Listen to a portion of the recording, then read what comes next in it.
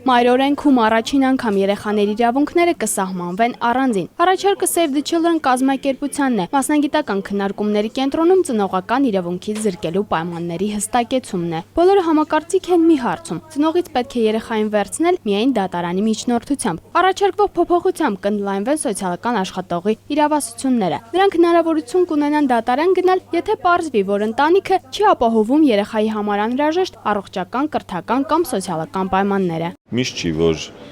ծնողները գիտակցում են երեխայի լավագույն շահը եւ կան դեպքեր, լինում են դեպքեր, երբ անհրաժեշտություն է ուղղակի միջամտելը։ Այս դեպքում սոցիալական աշխատողի ինստիտուտի ամբողջ դերակատարումը պիտի լինի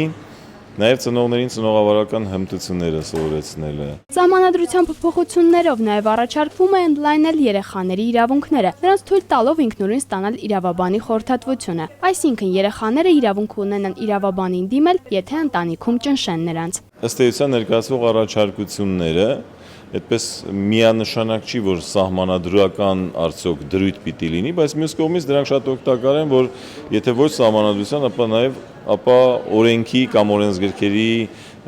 դրույթներ դառնան։ Հստակ է, որ երեխաների իրավունքները կամրագրվեն սահմանադրության փոփոխություններով։ Առանձին ձևակերպումները ճշտվում են մասնագիտական քննարկումներում։ Դրանք կավարտվեն մինչև հաջորդ շաբաթ, ապա առաջարկները կներկայացվեն ազգային ժողովի հաստատմանը։ Նազելի Գրիգորյան, Գառնիկ Մելքոնյան, ժամը լրատվական։